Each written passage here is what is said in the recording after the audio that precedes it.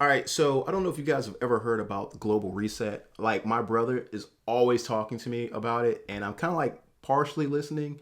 And it's like a lot of really interesting things that he talks about when he's kind of telling me about this like global reset. And it's really an important thing. And it seems like we should probably know what it is. So we're gonna watch this video, and we're gonna see if it helps us get a better understanding of the global reset and what it's about. On a day known as Liberation Day, President Donald Trump just dropped a bomb. Yeah, and I Carnage don't have my on headphones Wall either, Street. so Markets falling, tumbling. Stocks plunging down, down, down. The Nasdaq's getting crushed. Small caps are getting crushed. This is a shock to the system. It is ugly out there, worse than worst case scenario. Stocks are getting slashed and burned. $2.5 trillion vaporized. it's a lot of It is money. estimated that the average American family will pay more than $5,000 out of their pocket to pay for these tariffs. Economic tariffs on the entire world. The U.S. Like it's like a firefight with these tariffs. I don't know if you guys watch a lot of like of the media and stuff like that as far as government stuff. I'm pretty sure everybody does. Seems like everyone has their eyes on what Trump is doing, be it you're a fan or not. But it's really something you should possibly, or not possibly, but you should probably be paying attention to. US officially launched one of the most aggressive trade policies in modern history, putting a 10% tariff on all imports across the board. China got hit with 34%. Yeah, so Vietnam. I watched this the other day, and I was like, okay, well, from my understanding, I was like, okay, well, they're saying they're putting on tariffs on us, and we've had tariffs on us, and now they're reciprocal, and we're doing the same thing to these different countries, which I guess from outside looking in, you'd be like, okay, well, that sounds fair. But then people started hitting me up in the comments and stuff, or I started reading the comments. I'm sorry, and people were like saying, no, these figures aren't right. They did the math wrong, and all kind of things. And I'm just like, okay, this is one of those times where it's like, okay, who do I believe? Do I go to ChatGPT and just ask ChatGPT to tell me how much what was the percentage of tariffs that China had on us in 2024, maybe? 46%. Even the European Union is facing a 20% tariff. Now, the message is clear.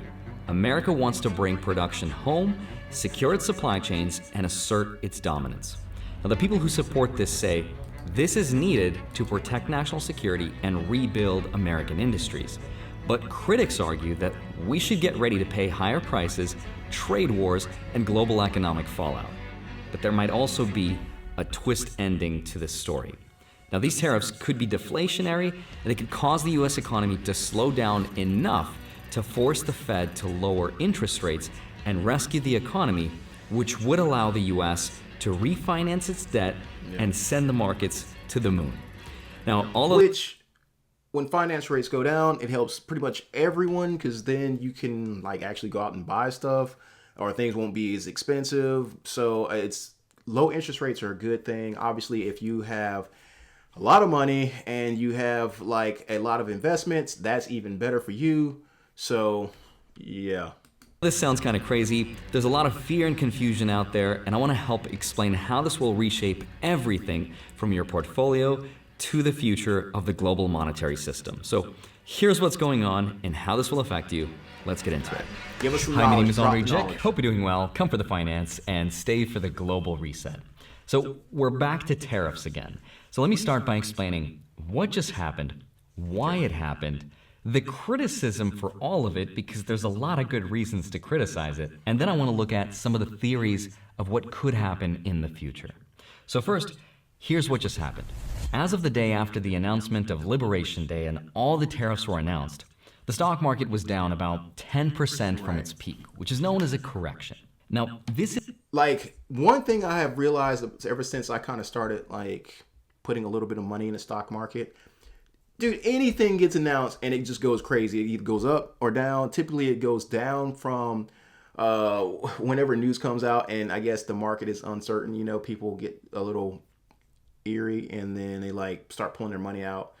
But that's like for people like me who don't have lots of money to invest, that's perfect time, because you know these stock prices are dropping and you can scoop up a few stocks for slightly cheaper than you normally would be able to.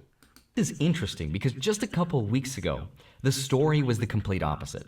Markets were really excited, and they were hoping for an economic soft landing, meaning people were hoping the economy would not go into a recession, but now it looks like we just might. And it's not just stocks. There's all kinds of stress in the system right now, including the credit markets, corporate bond spreads widening, currency fluctuations for trade-sensitive economies. For example, currencies of export-driven countries like the Mexican peso, the Canadian dollar, and the Chinese yuan weakened because they're expecting things to get a lot worse. That's because whatever the US does, it's going to be felt by the entire world. So right now, Wall Street's response is fear. And obviously, our government knows that. They know that we have the ball. The ball's always in our court. So it's a good place to be if you are the United States, and I guess not so good if you are on the outside of the United States. So there's layoff announcements that have started trickling in from companies hit by higher import costs. Business groups are spending a ton of money to get some kind of an exemption or to make Mr. Trump roll back the policy completely. But no one knows where all of this is going. No one knows where he's going. When the stock market doesn't know and there's uncertainty, it can't predict the future, so it becomes a roller coaster. So that's what's happening. But the next question is, why is it happening? And this all happened because of how extreme these tariffs are.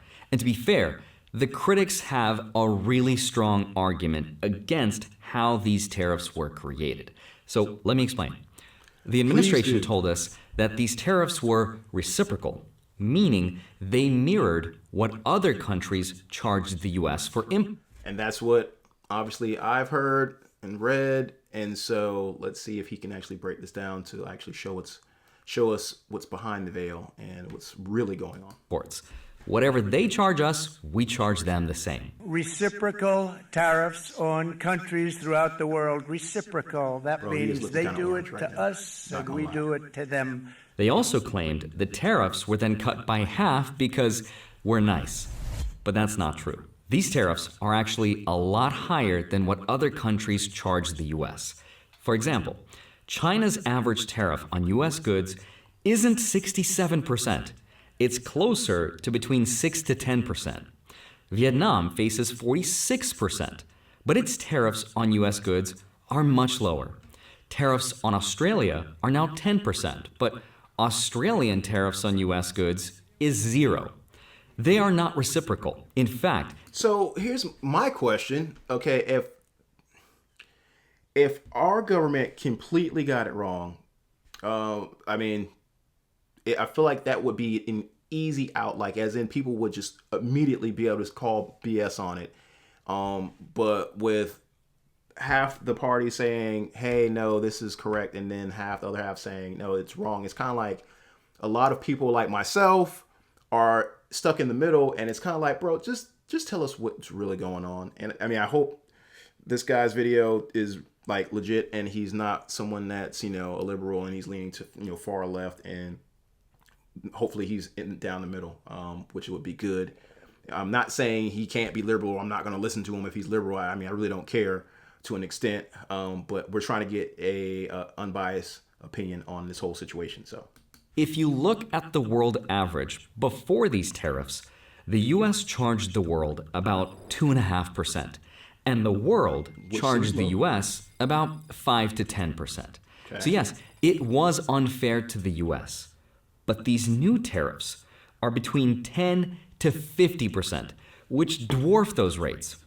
So the question is, why is the U.S. going to charge the world so much more, and how did they pick these numbers? And it turns out someone figured out a formula that comes really close to how this was decided. The formula was based on a trade deficit with each country rather than directly matching the tariffs. So here's how it works. They took the trade deficit the U.S. has with a country and divided it by the country's exports to the U.S. and then have the result for niceness. For example, the U.S. trade deficit with China in 2024 was $294.4 billion. and imports from China were $439.9 billion. So step 1, trade deficit equals $295.4 billion. Step 2, $295.4 billion divided by $439.9 billion equals 67%. Okay. Step 3, 67% divided by 2 equals 33.5, so round up, which is how we got to 34%. Okay. A 34% tariff was applied to Chinese goods. Now, this formula was actually used for a lot of the countries listed, so let's look at another one. The US has a $17.9 billion trade deficit with Indonesia. Its exports to the US are $28 billion. So 17.9 divided by 28 equals 64%, which we are told is what Indonesia charges us. And because we're nice, we'll charge them half, 32%, half of 64. In reality, the number Indonesia charges the US is not 64% and never was. What it actually is about 8.1% on average. But it's certainly not 32%, and it's nowhere near 60%. Can someone go to ChatGPT and fact check this if we can? That would be great. 64%. Leave it in the comments. Here's the rest of the countries if you want to pause and do the math yourself. But wait, it gets even worse. Because these numbers were purely based on goods, and the math completely ignored what are called the services section of an economy, which are things like tourism, education, financial services, and that's where the US actually has a trade surplus. In other words, we export more of that stuff than we import, and that should have been considered in the tariff calculation, but they were not. So what this means is that the US will now charge the world anywhere from 10 to 50% more for its products, and some countries even more on top of that for certain industries. Ouch. So ultimately then, what does this all mean, and what's going to happen next? So most people will fall in one of two camps. The louder camp being, Trump is so dumb, he doesn't understand economics. That does sound like a louder camp. So that's one of them. Pretty But vocal. the second camp says, maybe there's more to this than meets the eye. So let's take a look at some history. And that's what I'm hoping. What other people have because it's said one of those about things, this concept of... We can't really do anything about it from where we are. And yes, I know you can say, oh, you can go protest, but I mean, Trump is moving very fast with these tariffs and everything he is implementing. So we kind of, I think with half the country supporting him, it's almost like you just got to buckle in and brace for impact, but hope that it goes well. Of charging other countries more money for our products. And you might be surprised to see who the critics are. Look, I think the president's doing the right thing. China has been taking advantage of us for two decades. They're stealing our intellectual property, which means stealing our good-paying jobs. How far does China have to go? How much more repression? How big a trade deficit and loss of jobs for the American worker? And how much more dangerous proliferation has to exist before members of this House of Representatives will say, I will not endorse the status quo? The lack of market access, the rip-off of our intellectual property, the transfer of technology, a country that is not willing to play by the rules in any respect in this trade relationship, you have a serious threat not only to our relationship, but to the industrialized world. Further, what they have said is that we need to not worry about manufacturing in America, because what we should establish is a policy of unfettered free trade. We don't need tariffs.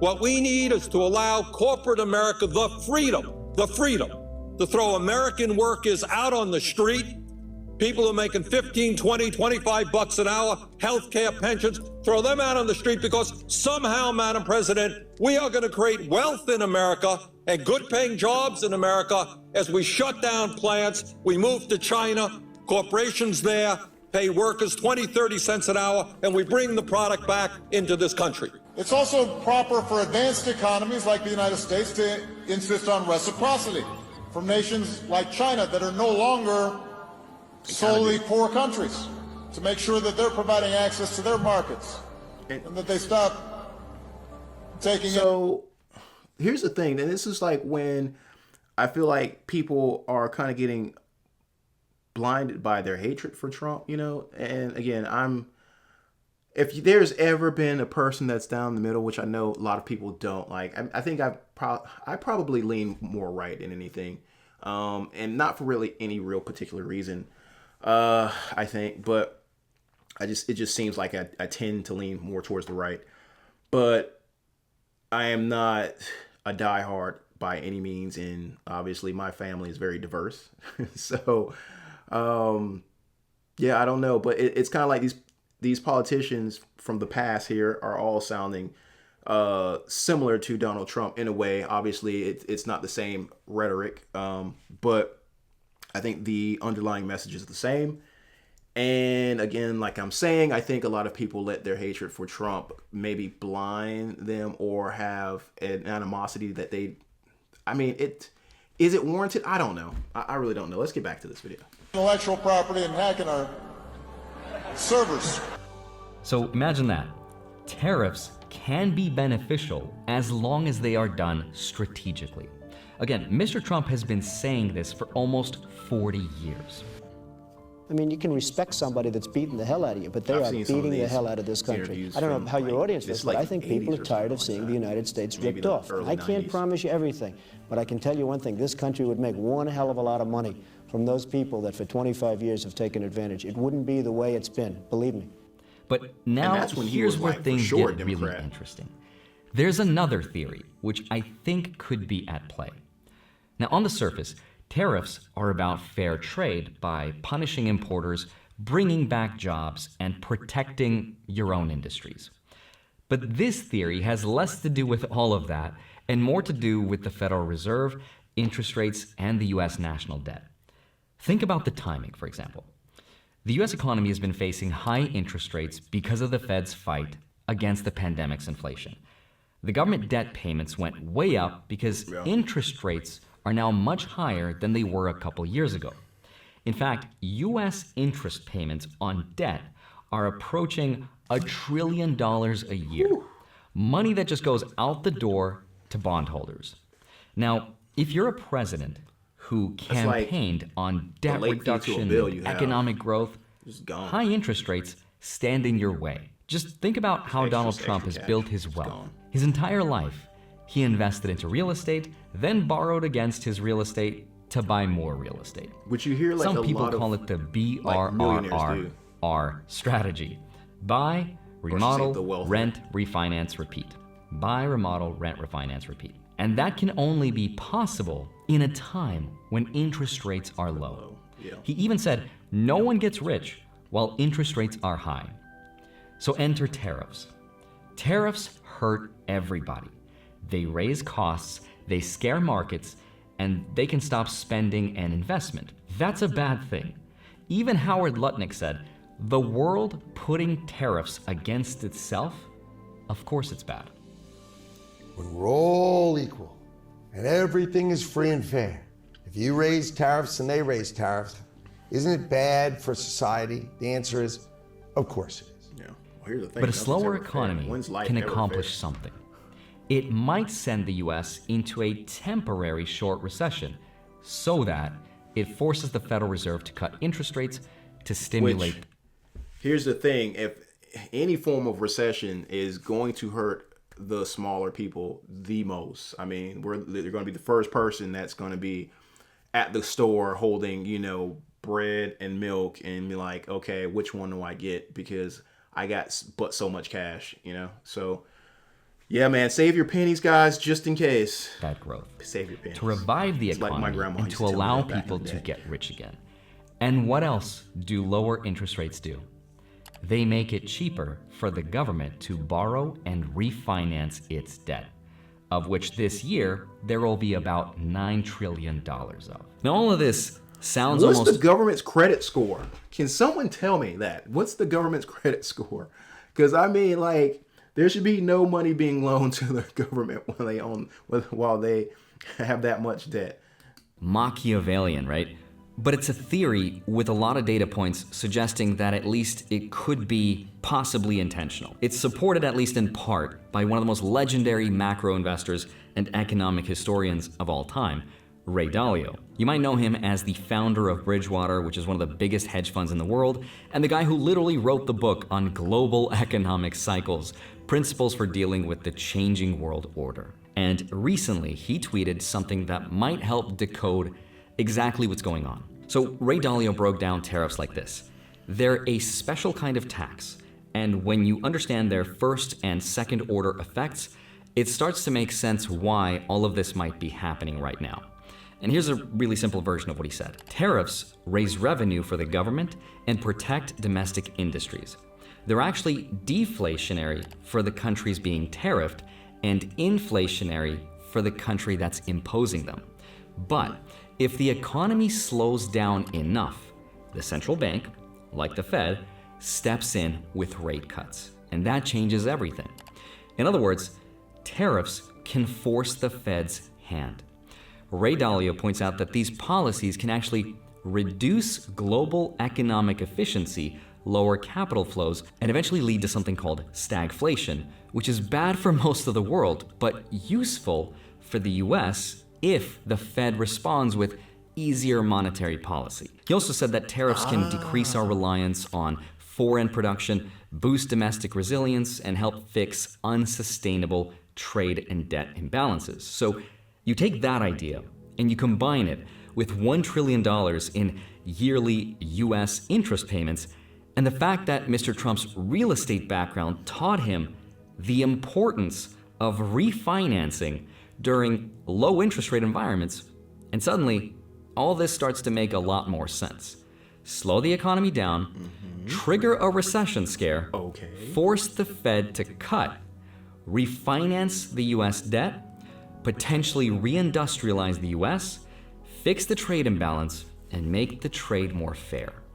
Mr. Dalio even ended his post saying that the world's monetary and geopolitical systems are overdue for a reset, and that these kinds of abrupt, So while there's some getting mad out here thinking Trump is playing red, Trump's actually playing blue control.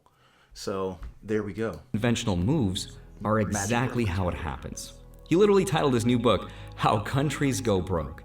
And while that might sound scary, it means that these kind of resets might actually be a survival tactic to reduce foreign dependency, rebuild domestic production, and make sure that the dollar stays strong as the world's reserve currency. But the real point I want to leave you with is that we might disagree on how to fix something. But as long as our goal is mutual, which is to fix something, then we should give each other the benefit of the doubt. And it's okay to be critical, which is why I explained that the tariff numbers made very little sense. It seems like they're confusing trade deficits with tariffs. But I also explained how this might also be part of a bigger strategy, maybe one that's more long-term. And maybe that's why Mr. Trump calls this Liberation Day, not just because it's... If that is the case, then we could see, I can understand why he may be moving at such a fast clip, because I mean he only has 4 years, and you know a lot of things take time to put in place and then be able to reap the benefits from it. And obviously he wants to be able to see the benefits from this within his presidency. So if this was something that had like a slow burn, and he were to leave office before these things had finally popped off, the next president that could come in could possibly just reverse everything he's done. Now, I'm not saying I'm for it or whatever, or against it, whatever. I'm still somewhat in the middle. I think this video has definitely cleared some things up for myself. I hope as well for you guys. Let's finish it. Punishes other countries, but because it resets the system. It's like medicine or surgery. Painful in the short term, but potentially healing in the long term. Ultimately, though, no one knows, besides Mr. Trump, how long this pain might last. But if you want to go deeper with how these tariffs might affect your stock portfolios or crypto and how I'm investing, check out the last video somewhere up here. All right, guys, so that's the video. Really good video. Give him a sub. Give this video a like on his channel. Make sure you do the same for me. I hope this video cleared some things up for you guys. It definitely helped me out, and I'll see you again for the next video.